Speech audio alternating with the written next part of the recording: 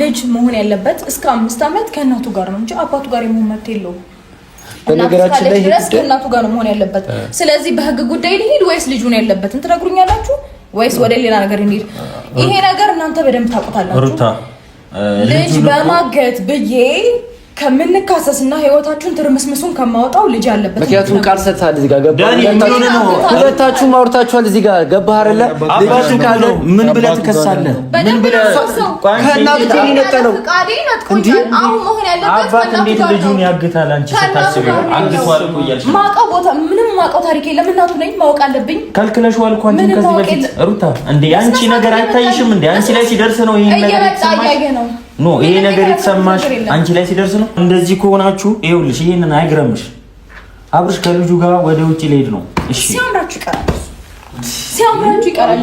እሱ የህልም እንጀራ ታውቃለህ። የህልም በህልማችሁ እንደው ስትቃዡ ትኖራላችሁ እንጂ ለአብርሃም ጠቂው ስትፈልጉ ሲያምራችሁ ይቀራል። ስለዚህ እናትዬው እንደፈለገ ትጨነቅ ታልቅስ ምናምን እንደ አብርሃም ማየት ካለባት ደውላ ስርዓቷን ይዛ ሄዳ ማየት ይችላል። በጣም እያበዛው ነው። እሺ በጣም ታግሼካለሁ። ያለ ልክ አፍን እየከፈትክ ነው። ያሟል እንዴ ግራ ወደ ቀኝ እንዳላዞርልሽ በልጄ ቀልድ አላውቅም። አንተ ምን አይነት እንዳላንከባለለ ጸጉርን ይዤ እዚህ ጋር ስለ ልጇ ተጨንቃ እያወራች ያለች እንዴ? አዎ ያደርግ ልክ ነው ምናምን ትላለች። አብርሃም የተሰማው ስሜት እንዲሰማህ ፈልጋለሁ። ማን ለምንድን ነው የሚሰማኝ? ከኔ በላይ እሷን ይሰማታል። ገባህ አይደል? እንዲሰማችሁ ፈልጋለሁ። ብሩክ ስነ ስርዓት ነው። ልጅ ያሟል እንዴ? ልክ አይደለም። የፉግክር ደጅ ሳይዘጋ አደረ እንደሚባለው ሩታ እከሳቸዋለሁኝ ልጄን ካላመጡ እንዴት ልጄን ከስሬ ይወስዳሉ በማለት ሩታ አሁንም ነገሯን ከአቤል ጋር እየጫረች እንዲሁም ከብሩኬ ጋር ተገናኝታለች ማለት ነው። ሩታ ሳይሆን ነበር እንጂ ወጥኖ መደቆስ አሁን ምን ያደርጋል ዲስት ዶ ማልቀስ እንደሚባለው ታሪክ ሆነባትና እንግዲህ ሩታ እያለቃቀሰ ትገኛለች። ሩታ ያው ከሰሽም አልከሰሽም ምንም የሚመጣው ታሪክ የለም። ምክንያቱም ህግ የሚለው ሁለታችሁም እኩል አሳድጉ ነው የሚለው። አንቺ የማንንም ጎረምሳ እያመጣሽ ቤት ውስጥ ለምን ታስተናግጃለሽ? እንደውም ሌላ ወንጀል እንደምትጠመዝዥ ነው እኔ የምነግርሽ ማለት ነው።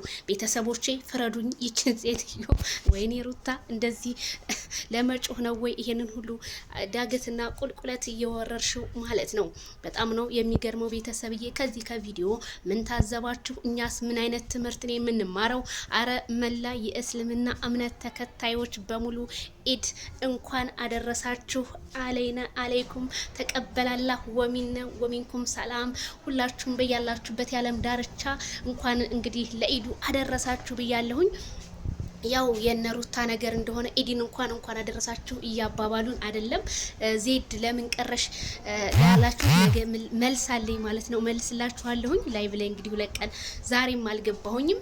ነገም እንግዲህ ምን አጋጠመኝ ስትሪም ያርዳችሁ ምን ገጠመው እነግራችኋለሁ ማለት ነው። ላይክ ሼር በማድረግ ቤተሰብ ይሁኑ ይቀላቀሉ እስከምመጣ ማለት ነው።